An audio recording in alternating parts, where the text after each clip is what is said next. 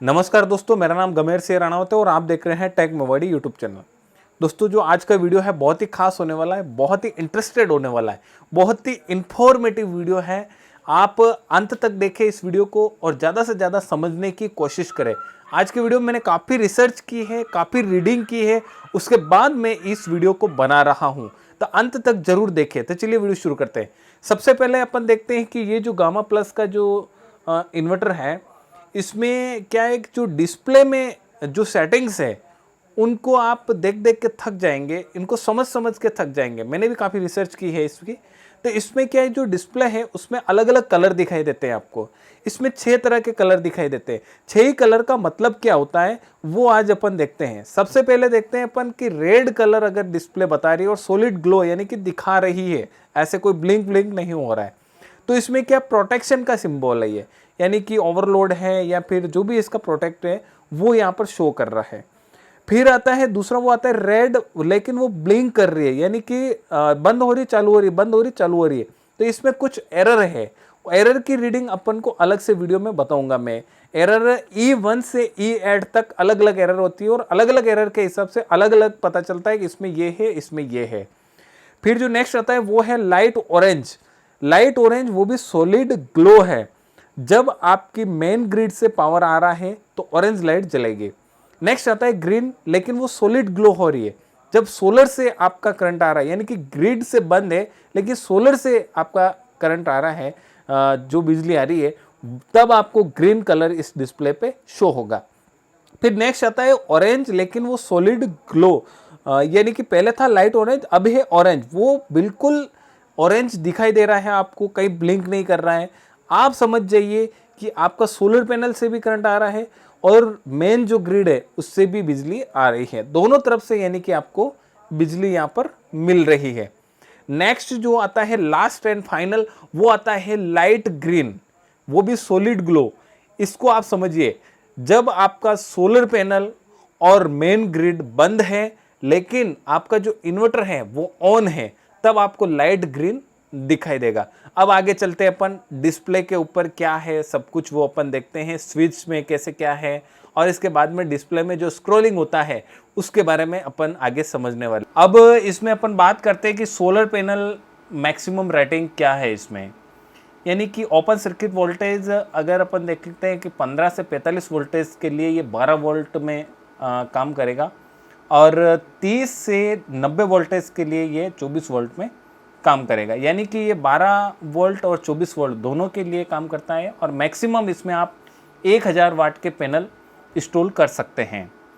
यानी कि अगर 12 वोल्ट में कर रहे हैं तो आप 200 वाट से नीचे होगा, और 24 वोल्ट में कर रहे हैं तो 200 वाट से ऊपर होगा, जिसमें 325 हो सकता है, 375 होता है, और 12 में 180 हो सकता है, 160 हो सकता है। वो आप यानी कि 1000 वाट तक के पैनल इसमें मैक्सिमम आप लगा सकते हैं।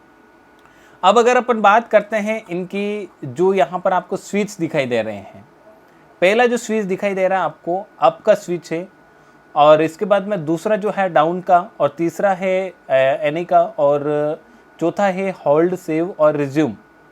और जो नेक्स्ट जो लाल कलर का जो स्विच दिखाई दे रहा है ये वाला, इसके बाद कर रहा था मैं होल्ड वाला, और ये जो वाला है वो है सिस्टम को ऑन और ऑफ करने के लिए। जैसे अभी अगर मैं इसको प्रेस करूँगा तो ऑफ हो जाएगा, और इसको प्रेस करूँगा तो ऑन हो जाएगा। और उसके बाद में अब ये जो स्विच हैं इसको अपन सेटिंग देखते हैं।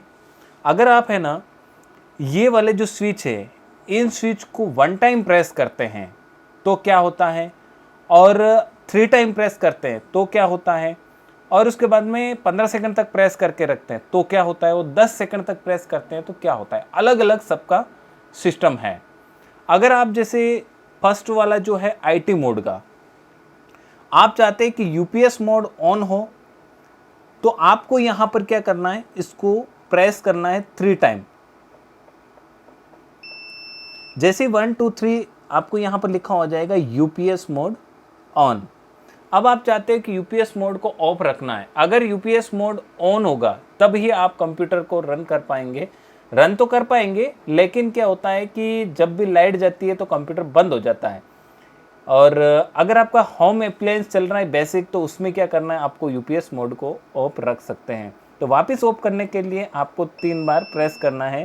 तो यहाँ से एक बजर बजेगा और यहाँ पर ये बंद हो जाएगा। अब जो अगला जो स्विच आता है वो आता है डाउन का स्विच। डाउन का स्विच एसएमएफ और ट्यूबलर बैटरी को सिलेक्ट करने में काम करता है।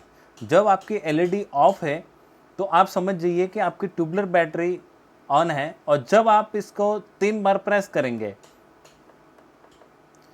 तो आपका जो एसएमएफ बैटरी है वो ऑन हो गई है। इसको वापस बंद करना है, इसको वापस से फिर से आप 3 बार प्रेस कीजिए इस प्रकार।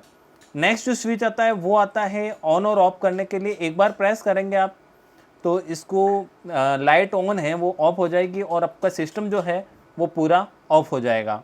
फिर अगर वापस चालू करना है तो इसको वापस से प्रेस कीजिए, ये लाइट ऑन हो जाएगी और सिस्टम भी ऑन हो जाएगा। नेक्स्ट जो आता है वो आता है बूस्ट चेंज करने के लिए, यानी कि इस जो इन्वर्टर है उसमें 3 मोड दिखाए गए हैं। आप पहला आएगा पीसीयू मोड, दूसरा आएगा हाइब्रिड मोड और तीसरा आएगा स्मार्ट मोड। अब कौन सा मोड आपके लिए सही रहेगा? अगर आप शहर में रह रहे हैं यानी कि शहरों के लिए पीसीयू मोड सही रहेगा, क्योंकि पीसीयू मोड क्या करता है, सबसे पहले सोलर से लेता है और फिर बैटरी से और लास्ट में ग्रिड पर जाता है। यानी कि शहरों में क्या होता है, लाइट तो ज़्यादा रहती है लेकिन क्या करते हैं, बिल बचाना चाहता है। तो इस तरह वो क्या करेगा, आपका जो लोड है वो पहले सोलर से चलाएगा, फिर बैटरी से चलाएगा और अंत में जाकर वो ग्रिड पर जाएगा। इसी तरह दूसरा मोड आता है वो हाइब्रिड मोड आता है। हाइब्रिड मोड क्या करेगा, वो गाँवों के लिए है। यानी कि गाँव में क्या होता है कि बैटरी ज़्यादा यूज़ आती है। वहाँ पर होता है क्या है, पहले तो ग्रिड से यूज़ करेगा और फिर सोलर से यूज़ करेगा और फिर अंत में बैटरी के लिए यूज़ करेगा। यानी कि ज़्यादा से ज़्यादा समय अगर लाइट जा रही है तो उसमें क्या करेगा, पहले ग्रिड से ले लेगा, जितना ग्रिड से चार्ज करना है बैटरी को उतना चार्ज कर लेगा। थोड़ी सी ग्रिड आई तो भी वो चार्ज कर लेगा, फिर सोलर से, और फिर लास्ट में रात को बैटरी यूज़ हो जाएगी। फिर तीसरा जो होता है स्मार्ट मोड। स्मार्ट मोड कस्बों के लिए होता है। कस्बों में क्या होता है, बिजली बनाना और बिल बचाना दोनों ही काम होता है। तो स्मार्ट मोड पे रखोगे तो आपकी बैटरी वो सबसे पहले सोलर से चार्ज होगी, फिर ग्रिड से होगी और फिर लास्ट में जाकर बैटरी आप रात को यूज़ कर सकते हैं। अब जो ये मोड है तीनों, इन तीनों मोड को अपन को चेंज करना है। जैसे स्मार्ट मोड है, स्मार्ट मोड से मान लीजिए मेरे को हाइब्रिड मोड पे लेना है, तो हाइब्रिड मोड पे लेने के लिए आपको ये वाला जो स्विच है उसको 15 सेकंड के लिए प्रेस करना होगा। जैसे ही 15 सेकंड के लिए प्रेस किया तो यहाँ पर HYP, SMT और PCU तीनों मोड आ गए हैं और SMT पे ब्लिंक कर रहा है। अब आप डाउन वाले जो की है और अप वाली की है, इससे आप सेलेक्ट कर सकते हैं। जैसे अप वाले से मैं हाइब्रिड कर लेता हूँ। जैसे सिलेक्ट होगा हाइब्रिड, यहाँ पर ब्लिंक करने लग जाएगा। जैसे हाइब्रिड ब्लिंक कर रहा है इसका मतलब आप समझ लीजिए कि आपका जो इन्वर्टर है वो हाइब्रिड मोड पे चला गया है। अब इसको एंटर करके आप इसको सेव कर दीजिए। ये वाला जो स्विच है इससे मैंने एंटर किया है।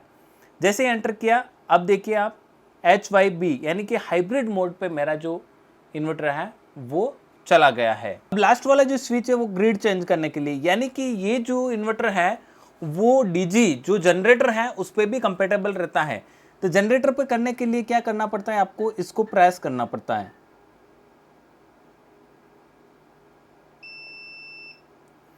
देखिए आप इसको जनरेटर पे करने के लिए आप यहाँ पर इसको 15 सेकंड के लिए प्रेस कीजिए तो डीजी मोड यहाँ पर दिखाई देगा। 15 सेकंड के लिए प्रेस किया मैंने, डीजी मोड आ गया।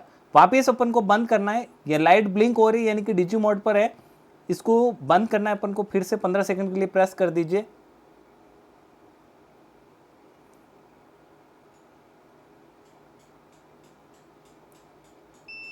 पंद्रह सेकंड के लिए मैंने प्रेस किया तो ये ऑफ हो गया है, यानी कि हाइब्रिड मोड पे चल रहा है अभी। आइए दोस्तों, अब अपन जानते हैं कि इसकी जो डिस्प्ले पर जो स्क्रॉलिंग चलती रहती है वो क्या है। इस स्क्रॉलिंग को रोकने के लिए आपको यहाँ पर जो नीचे वाला जो स्विच है इसको आप प्रेस करेंगे तो रुक जाएगा, और जो इनेबल डिसेबल और ग्रिड चेंज वाला जो स्विच है, और इसको वापस अप डाउन से चेंज कर सकते हैं। सबसे पहले आपको दिखाई दे रहा है कि हाइब्रिड मोड पे है। हाइब्रिड मोड में होते हुए इसका जो लोड है, यानी कि लोड वो है इन्वर्टर का जो आउटपुट लोड है वो है 234 वोल्टेज, और जैसे ही मैं इसको आगे बढ़ाऊंगा तो 50.4 हर्ट्ज ये आपका इन्वर्टर आउटपुट लोड की फ्रीक्वेंसी है, जो भी 50.3 हर्ट्ज दिखाई दे रही है। नेक्स्ट जो आते हैं वो आता है सोलर पैनल। जो सोलर पैनल है उसका जो वोल्टेज कितना आ रहा है वो बता रहा है यहाँ पर। अभी आप देख लीजिए 6:25 हो रहे हैं शाम की, 16.6 वोल्टेज करंट इसमें जनरेट हो रहा है सोलर पैनल का। नेक्स्ट जो आगे बढ़ेंगे अपन तो SPV एम्पियर, अभी 6:30 बज गई है तो करंट बनना बहुत ही कम हो गया है। मोनो पैनल है इसलिए बन रहा है, बाकी पॉली में नहीं बनता है। तो अभी 0.6 एम्पियर दोनों पैनल मिलाकर करंट जनरेट कर रहे हैं। 180 वाट के 2 पैनल लगा रखे हैं मैंने मोनो पैनल लूम सोलर के, और ये गामा प्लस है तो एम्पियर दिखाई दे रहा है आपको 0.6 एम्पियर। जैसे ही मैं नेक्स्ट करूँगा तो अब यहाँ पर आपको दिखाई देगा यूनिट कितने बने, तो 2.5 यानी कि 2.5 यूनिट बने हैं टोटल। और उसके बाद में मैं आगे बढ़ूँगा तो यहाँ पर दिखाई देगा 236 वोल्टेज। जो पहले वाला जो वोल्टेज था वो था इन्वर्टर का आउटपुट वोल्टेज, और अभी वाला जो वोल्टेज है वो मेंस ग्रिड इनपुट वोल्टेज है, यानी कि जो ग्रिड का जो इनपुट वोल्टेज है वो ये 236 वोल्टेज है। फिर उसके बाद में इसकी एक फ्रीक्वेंसी और दिखाई दे रही है आपको, मेंस की इनपुट फ्रीक्वेंसी, जो ग्रिड है उसकी इनपुट फ्रीक्वेंसी क्या है वो यहाँ पर आपको शो हो रही है। फिर नेक्स्ट जो आता है वो आता है जो आपकी बैटरी जो वो है, बैटरी का वोल्टेज वो अभी 13.6 वोल्टेज बैटरी है। फिर नेक्स्ट चेंज करेंगे अपन, जो आपकी बैटरी है वो चार्ज कितने एम्पियर से हो रही है, 0.8 एम्पियर से 0.9 एम्पियर से चार्ज हो रही है, यानी कि बैटरी फुल हो चुकी है इसलिए ये एम्पियर बहुत ही कम ले रही है। बाकी 15 एम्पियर से आपकी बैटरी चार्ज होती है। फिर वापस लोड आ गया है। इस तरह इस डिस्प्ले की पूरी फ्रीक्वेंसी आपने सीखी है।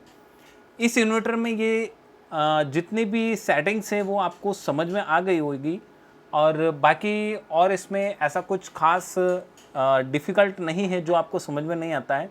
बहुत सरल है, बहुत ही ईजी है। इसके साथ में गाइडलाइन आती है वो भी पढ़ सकते हैं आप, और हमारा वीडियो देखकर भी आप इसमें समझ सकते हैं।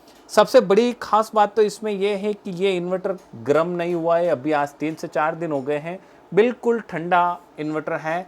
इसमें क्योंकि 2 फैन लगे हुए हैं, एक फैन पीछे लगा हुआ है और एक फैन इसके साइड में लगा हुआ है, इस वजह से ये इन्वर्टर गर्म नहीं होता है। खरीदने के लिए लिंक डिस्क्रिप्शन में है, वहाँ जाकर आप खरीद सकते हैं। और इसकी कीमत लगभग 9 से 10 हज़ार के बीच में आती है। 9,900, 9,500 और 10,000 तक के इन्वर्टर की ये कीमत रहती है, घटती बढ़ती रहती है, आपके डीलर और डिस्ट्रीब्यूटर के हिसाब से डिपेंड करता है। आई होप आपको ये वीडियो पसंद आया होगा। अगर पसंद आए तो इसे लाइक कर दीजिए, चैनल पर नए हैं तो सब्सक्राइब कर दीजिए, और वीडियो को ज़्यादा से ज़्यादा शेयर कीजिए। साथ में ही बेल आइकन आ रहा है उसे ज़रूर दबाइएगा। मिलते हैं अगले वीडियो के साथ, तब तक के लिए बाय बाय। जय भारत, जय राजस्थान, वंदे मातरम।